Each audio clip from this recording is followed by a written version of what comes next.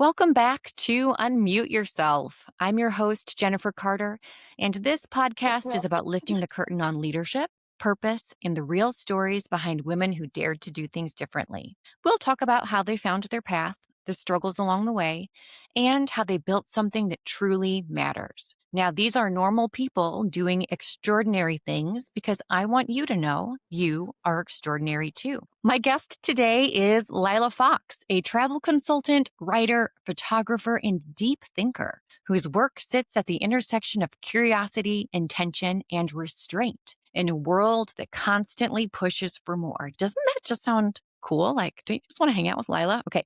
So Lila grew up between blue collar and white collar worlds, developing a rare ability to move comfortably across spaces, socially, professionally, and culturally. She began her career as a civil and environmental engineer, right? But found creative expression through writing and photography, which eventually opened up an unexpected door into the world of bespoke travel consulting. For nearly 14 years, right, Lila? 14 years, Lila has quietly built a highly respected travel agency serving ultra high net worth individuals without social media, which also blows my mind, without traditional marketing, same, and without chasing scale for the sake of scale. What makes her perspective so powerful is her clarity. Business is only one piece of a full life. I hope you all caught that. She believes true success comes from health, relationships, creativity, and knowing when to say, this is enough. Lila, I am so glad you're here. Thank you so much for reaching out and for having me. I love having these types of conversations. You never know what's going to come out of them. And you are so multifaceted. I'm excited for the journey ahead in these next 25, 30 minutes here. So when you were growing up, I know that you have stated you've grown up between the blue collar and white collar world, right? And so how did that early experience really shape how you see success as well as how you see belonging? That's a beautiful question, actually. I mean, I was raised by a single father, very blue collar. We didn't have much. He petitioned a school board to get me into a certain school district because the schools were better than the schools were where we lived. And so by that, I grew up um around a lot of money. It was weird, like, my home life was very humble, very basic, quite poor, and all of my friends had a lot of money. So I kinda danced between the 2, and I remember from a very young age noticing the differences, and not really appreciating where I came from until much, much later in life. And then it kind of all came full circle, if that makes sense. How do you feel like you've incorporated all of it into your life now? Um, I think that the world that I dabble in now is very high end. I mean, my clients are multimillionaires, billionaires, very, very high net worth. It's a world that I didn't grow up in. It's a world that I have found myself in the past 15 or so years. Also, really hyper aware of where I've come from. And for me, I am privy to the very high end luxury world. It's just my world. Like I said, it's the world that I found myself in. I think that people in my position can get caught up in it. And so I'm always really, really aware of where I came from. I always say I like to think I have both feet on the ground, but I keep one foot on the ground for sure. And uh I never take any of it for granted. I wake up every day, I feel lucky. Um I don't know, that's kind of how I dance between the 2 worlds. When I go back home to Louisiana, it feels very nostalgic. It's home, it's family, it's friends, and at the same time, it feels very strange because 'cause I've been removed from it for so Mhm. long. I think anyone who grew up in poverty and has found success in life, they'll know what that feels like. They'll know what I'm talking about. Yeah. There was something I was listening to yesterday that talks about all of our different identities through our lives. They all converge in one when we think about it, right? I'm not new Jennifer, you're not wealthy, travel Lila. We have all of ourselves together. So what have you learned about perspective and allowing yourself to belong in both worlds? I love perspective. I love hindsight. I talk about hindsight all the time. It's why I love biographies and autobiographies so much. Documentaries, because you can so clearly see hindsight and perspective in the words, in the film, if you're watching a documentary. I think that I think perspective, as you're aware, it comes with age. It becomes more clear, it becomes more beautiful, it becomes more comfortable, it makes more sense. Um, it it helps you navigate the world in a more smooth, less anxious sort of way. Um, I love getting older. I love perspective. Um, yeah, I mean, does that kind of answer your question? Yes. Yes, because there's a clarity that comes with age. Because what you may have taken so seriously, I don't know, 30 years ago, even 10 years ago, now it's just like, whatever, right? Yeah.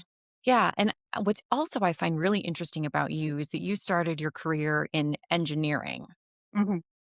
and you made this big pivot, right? From the highly structured performance environment to luxury travel. Your photography is beautiful, Mm. um, holistic health. So, what led you to realize engineering was not where you wanted to stay? It was always hard, if I'm being honest. I chose engineering at university after, kind of popping around 2, 3 semesters of trying this major on, this major on, this major on. I don't know, I'm one of those that I often say that I'm a chameleon, like, I can kind of fit into any situation. So, choosing a major for me at university was daunting. I think a lot of kids, a lot of 17, 18, 19-year-olds are in that same boat. And eventually I just was like, "Lila, you have to pick something because you have to graduate." And I didn't really think that I would ever get married. I didn't date a lot in high school and college. I was like, "I'm not gonna get married. What can I do? What can I major in where it's going to provide me a nice living, a nice salary. I can travel wherever I want, job security, that kind of thing." So someone told me about engineering and I was like, sure, okay, Let's I'll just do do it. this. Let's just do this and then Right. let's finish it. And it was hard for me. It did not come easy. I'm being really honest. It didn't come easy. I do like a challenge, so I saw it as a challenge and I stuck with it. Very much a BC student. And that didn't change when I got into industry. It didn't change when I got my first job. It was still really difficult. I felt like I had to work harder than my peers. And then a couple of years into doing engineering design, like pure design work, I was introduced to a totally separate group within the company that I was working for that did less design, less math, and Yes. interacted with clients more. And I just was like, "Yeah, this is my lane. This is my lane." Because a lot of engineers don't like to talk to people. They are totally fine, and I'm not pigeonholing people, but it is that Right. generalization is true. They would be happier just sitting and just let me do the math. Just leave me alone, let me design. That wasn't me. I was like, "Let me talk to people." So I found that little niche and worked that for, I don't know, 8, 10 years. Said yes to every opportunity that came my way. Being a female in the engineering world, very, very easy to climb up the ladder. I was in my early 30s, saw I was already managing people. Like I told you before, I don't Mhm. love managing people. I love mentoring, not great at managing. Big difference. Huge difference. Huge difference. Not everyone's cut out to be a manager. I wish that was talked about more. Saw what was next, and it would have meant managing a whole lot more people and working more than I was, and I was already working so much. So I was like, I'm in my early 30s, I'm burnout. I don't want what's next. What? Like, Right, it's please no, don't make felt me. yeah, felt a little lost. On paper, my life was great, and I was so unhappy and, just unhappy professionally, just felt really unfulfilled, burnout in my early 30s. So I dove into photography and I dove into writing and I dove into more creative. I'm kind of right brain, left brain, Mhm. um, naturally. And so I just spent more time in my limited free time playing with creativity and that balanced me because I couldn't quit. I had to support myself. Um, and yeah, through that, I had social media at the time. I had Facebook, I had Instagram. I shared my photography. I shared what I was doing, where I was traveling to, writing. I had a blog when no one had a blog. Oh, a blog. Yes, Blog. a blog. Yeah, I know. I miss those days when it was so innocent, like 2000, what, 2005, 6, 7, like nobody 5. saw. There was no social media, Right. nothing was monetized. It was like you just were kind of putting your shitty complete that. I don't know. No, keep it in. Keep going. Like putting out my shitty photography and at the time, and not caring what it really looked like, just doing it for like the innocence and the pure, like just pure pureness of sharing for sharing and not to get anything in return or it just I don't know. And through that, people noticed it. There were no hashtags. I didn't get noticed from hashtags or ads or anything. It was all pre that. And so that's how I got my foot into the travel world was just by, acquaintances and friends on Facebook and Instagram, family noticing what I was doing and saying, "Hey, you're kind of good at this. Why don't do you want me to make introductions? It's fine if you're happy in engineering. If you're not, I'm happy to make some introductions if you're thinking about doing something different." And that's the long-winded way. And that's how your travel company started. Yeah.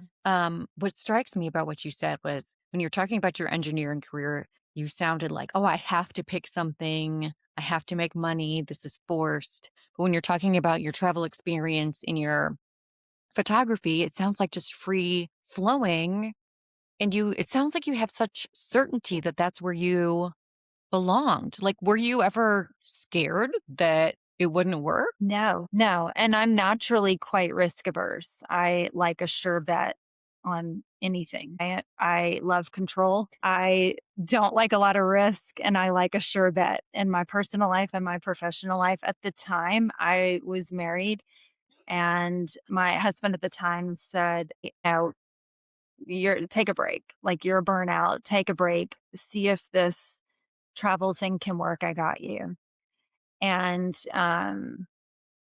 that was difficult we could go into that rabbit hole of, leaning on a spouse and not bringing I don't know, that was a little uncomfortable for me. I didn't quit engineering. I just woke up early mornings, stayed up late nights, burned through lunch breaks, took client calls in bathroom stalls, like, and I don't know, it took maybe 2, 3 months of playing with the travel thing while still working in engineering. It took 2 or 3 months. It took off really quickly and naturally and organically, and I don't know, it was like in my gut, in my body, in my bones. I just knew that I was like, "This'll work." I didn't anticipate that it would work to this level ever in my wildest dreams, but I figured that I could make at least what I made in engineering.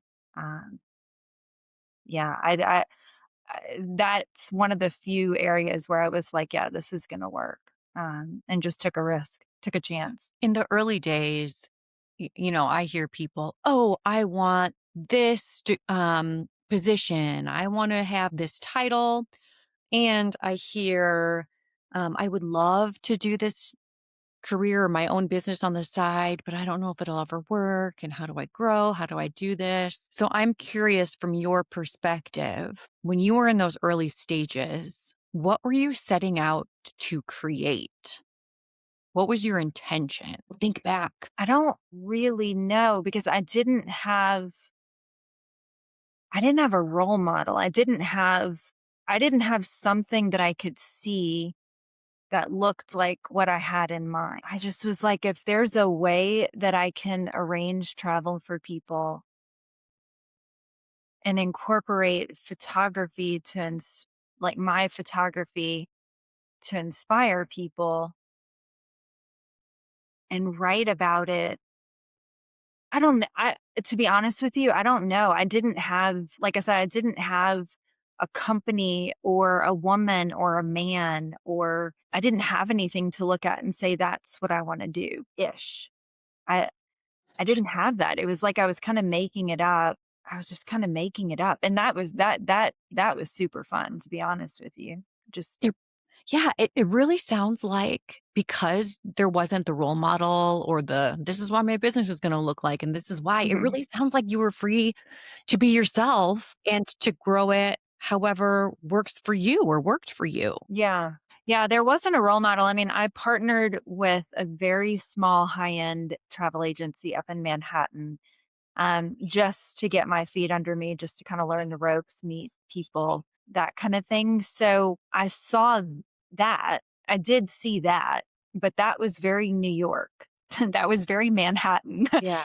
I was sitting in New Orleans at the time, there just wasn't I don't know that there were any travel agencies around, like, I certainly didn't see anything around where I was, and I think that's also why it worked so well and it kinda took off. It was in a really particular time. It was like right place, right time kinda thing. There was no one else in my town and Mhm. towns in the plural in the area, but also in my social circles that was doing what I was doing and talking about what I was talking about exactly the same way. So it had an interesting way of standing out that I don't know, to be honest with you, if I would say tomorrow that I would do something like this, it wouldn't have worked out the same way. The landscape is Right. completely different.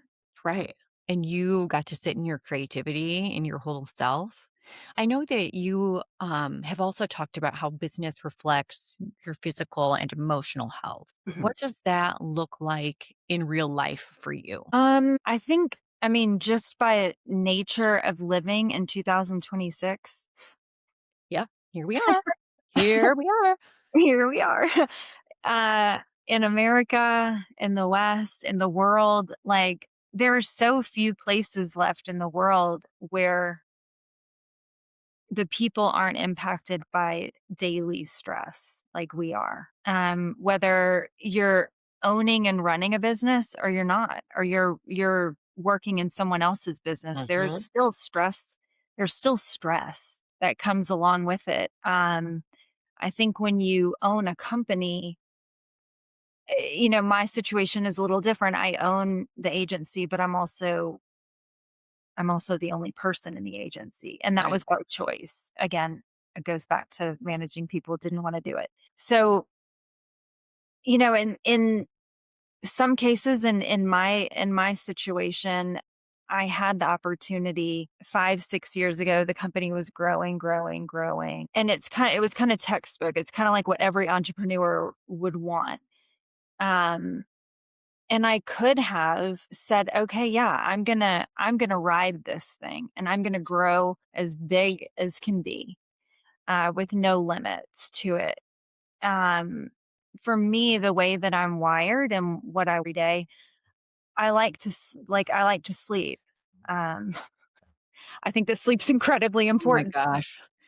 Please, yes. I don't wanna bring my phone to bed with me at night. I don't wanna be on 24/7. I don't If I'm going to I was just making plans with a girlfriend of mine, to meet up for lunch. I don't wanna take my phone to lunch. I wanna leave that in the car. I don't wanna take my phone to dinner. I want to have life and a business. And for me, staying and keeping the scale on the lower end of things, still having a beautiful life, Mhm. making great money, it keeps stress at bay. Not saying that stress doesn't ever come up. Again, I think it does. But it's all about understanding yourself, what you're comfortable in, what you're not comfortable in. And mitigating stress as much as possible and not letting a business run you. Um, you run the business. You run the business. Yeah, and what you said about the stress in America and the globe in 2026 and how you could have grown exponentially, but you chose a very intentional life where you get to have your health and relationships and you get to sleep and you're not run by the phone or the email. That's a beautiful thing because there is so much pressure to grow and have more money and this and this and this. And it sounds like you made a very wise choice that has changed the definition of success, I would say, for most people. I mean, for me, it works, and I do a lot of mentoring. I talk with a Mhm. lot of agency owners in my space. There are some people who, if if they would have my business model, they wouldn't be happy. They probably would be more stressed just because of their blueprint or the way that they're wired. Mhm. The way that they're wired, if they had what I had, it wouldn't work, and vice versa. Like I always say, there's some agency owners that have, 200 advisors working underneath them, Oh, 2,000 advisors working underneath yeah. them. Yeah, if I had that, I would be I wouldn't I wouldn't I wouldn't be kind. Like I would Well, it's a completely different job. It's a completely different Completely. job. It wouldn't work. It wouldn't work for me. But you put that same person sitting right here in my business, and they would be like, "What do you mean? Like, we could do this, and we could do this, and we could do this." It would stress them out to not be doing all the things that they could be doing. For me, it's easier for me to say, "Yeah, I can, but will that make me happy? Do I wanna do that?" And I think it goes back to just kind of knowing yourself. I don't believe in growing just for the sake of growth. I talk often about the need for people in business, especially entrepreneurs, people who own businesses. Know yourself. Know what makes you tick. Know what you're good at. Know what stresses you out. I think hobbies and creativity are incredibly important. I think relationships are important, whether it's with a partner, romantically, friendships.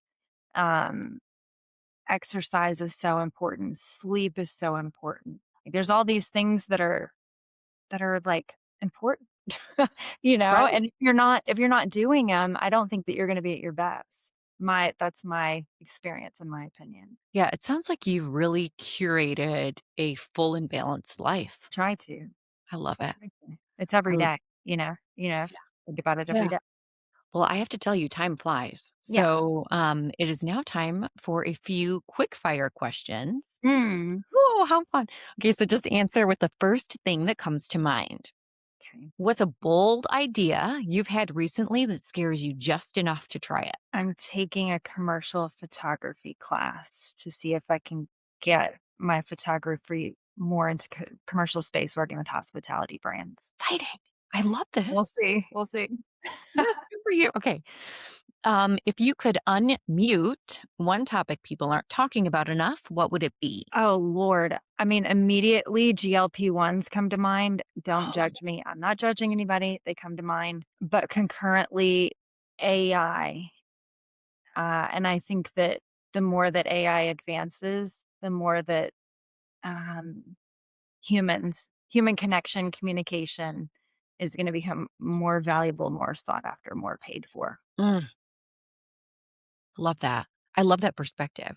Okay. What's one small daily habit that's had a big impact on your mindset? Drinking a cup of hot water first thing in the morning, Really? really. Why? I don't think humans are high. I don't think we're hydrated enough. Hmm. Hmm. Um, I live at 6,000 feet. Oh, that's right. But even people who live at sea level, I don't think we drink enough water. So before I even make a cup of coffee, I drink a cup of hot water, just a mug of warm water before I put anything else in my body. Okay. I'm going to try that. It's a little massage for your organs. Oh, okay. I'm here for that. Okay. If listeners could take one action, not just an idea, after hearing you speak today, what should it be? No electronics in the bedroom. Wait, Ah, we could no phones and no TVs. no phones. No phones and no TVs. We can talk about other electronics Lila, offline. you're the best. This is the best. So perfect. Okay. And what's one word that captures who you're becoming right now? Feminine. That might be the best answer I've ever heard. Just Mm, saying. mm. Well, this has been such a powerful conversation. Thank you for Yeah. sharing your story and your wisdom with us. Before we wrap, I do have a couple of final questions. Mhm. So, if listeners walk away remembering just one thing from this conversation, what do you hope it is?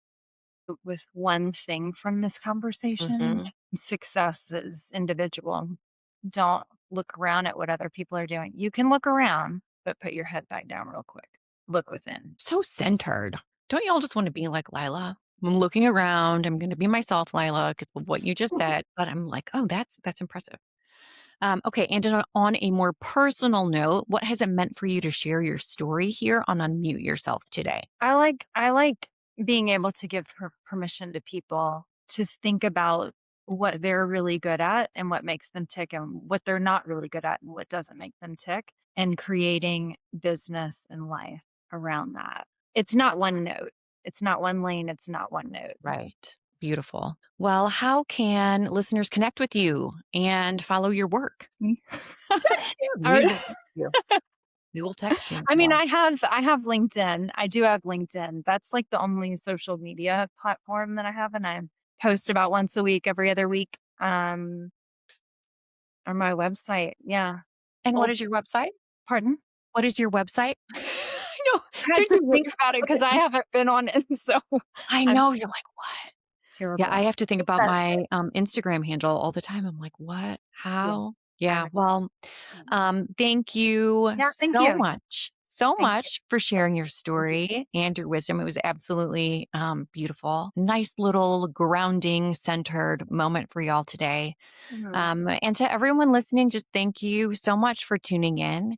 And if today's conversation inspired you, please share this episode, subscribe, like, follow, and stay tuned for more stories of leaders creating work that truly fits and matters. Until next time, unmute yourself and step into the story only you can tell.